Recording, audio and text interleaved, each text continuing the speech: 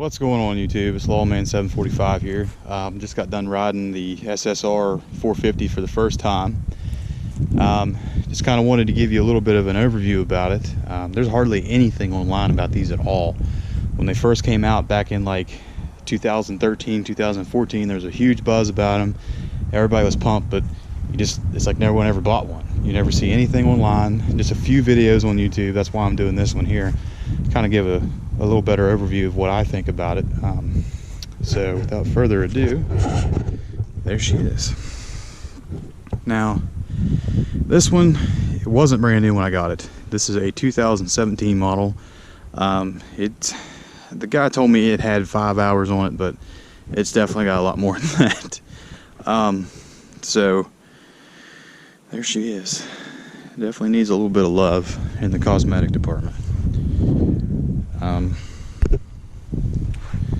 Like I said, these are pretty good for the price, not gonna lie. So this one, like I said, the guy said he had 5 hours on it, but it definitely didn't have. It's got a lot more than that. But we'll go over some of the pros and cons. Pros, the price. You're not going to find a brand new motorcycle for the price that you can get these for, which I believe is right around $46.99 MSRP. There's two dealers right here close to us in Fairmont. You got Leeson's down in Clarksburg there. They're an SSR dealer.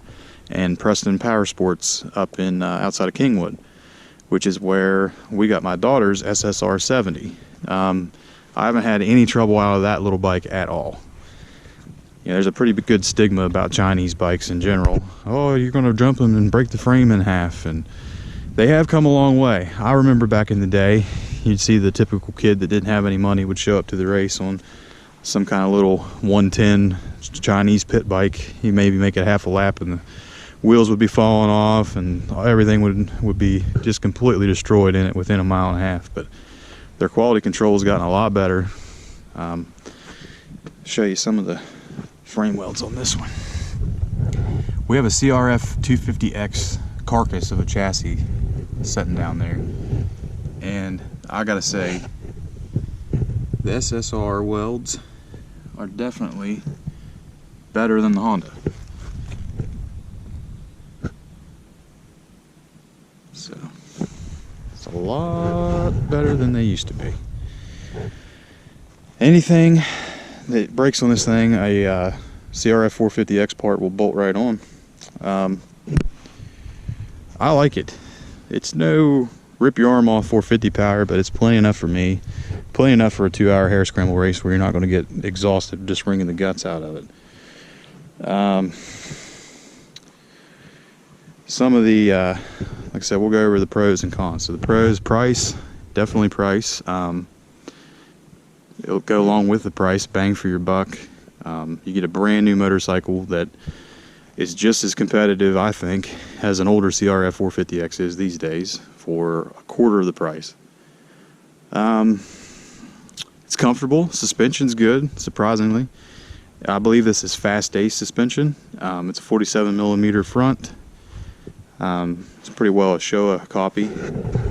I know the internals are all steel in these, so that's where some of the heft comes from. They say on their brochures that the rear suspension is rebound adjustment only, but I'm not sure if this one's actually had a Honda shock put on it or not, but it has rebound and compression adjustment on it. Genuine Nissan brakes, front and rear. Electric start. Everything you could want in a 450 bike for the most part. Let's see what else. I mean, some of the cons though, the plastic. This is probably some of the chintziest, cheapest plastic I've ever seen. This back fender is already broken.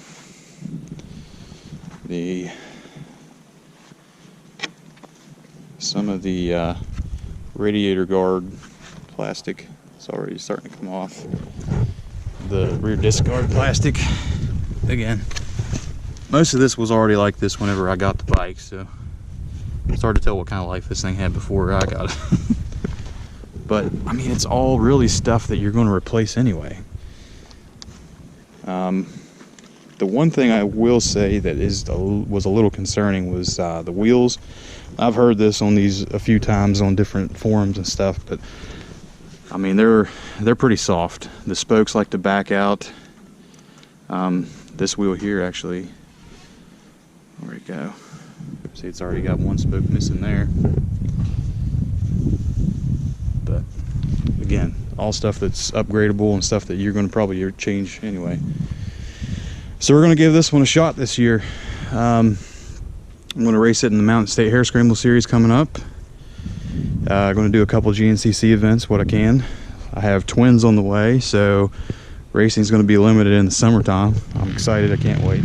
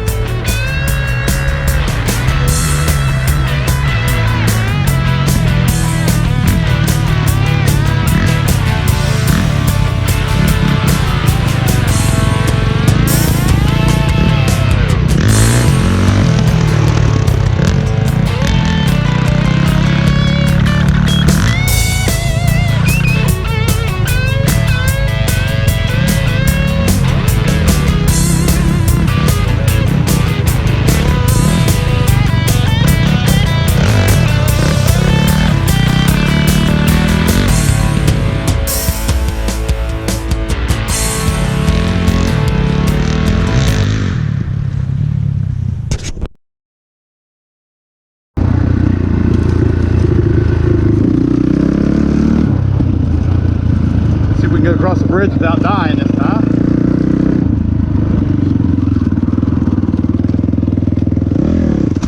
Oh, too high gear. Whew. Overall, not too bad. I like it. It's definitely not like rip your arms off 450 power, but it's very manageable. Seems like first and second gear are pretty low. Third through fifth pulls really hard. I can hear it popping a little bit. Looks like it's too lean, I would say. But overall, not too bad. I can't really say a whole lot. Nobody's ridden that track for probably 6 months now, and it's really wet and damp out here, and my rear tire is almost completely flat. But yeah, not bad. Not bad at all. It was definitely worth what I paid for it.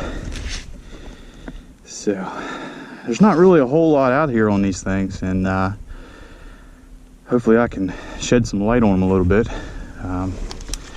This one's a 2017 450, basically a Chinese copy of a CRF 450X from like back in 06, 07, 08 era. Electric start, 5-speed, kickstart 2. A little porky, but so was a CRF back in the day. Comes pretty well equipped. You can get them in 3 different colors: white, red, and blue. This one's white, obviously. Does have less power than the CRF did from the factory. It's got a small carburetor on this thing. It's like a 35 or 36 millimeter, I think. Choke up on the handlebar, kind of weird. Electric start, kill start, comes with a headlight. The MSO, when you buy these, comes as a motorcycle, so they're very easy to convert to a dual sport in your state. Yeah, picked it up pretty cheap, and this will be the new race bike this year. Need to do a few things to it. You can tell it's been neglected a little bit in its life. Nothing huge, just mostly cosmetic stuff. And then if anything does fall off or break on it, you just upgrade it with a CRF 450X part. So the only thing they really cheaped out on, I can see, is like the plastic and the rubber parts, like the chain slider and stuff. It's kind of iffy, but that's usually all stuff you're going to replace anyway down the road. So might as well make it how you want it. We'll put in a few more laps here in the field. There's too many trees down up in the woods right now. We had a really bad windstorm come through a while back, so. Well, let's see how she starts back up after being stalled. Not too bad. Let's give her the beans.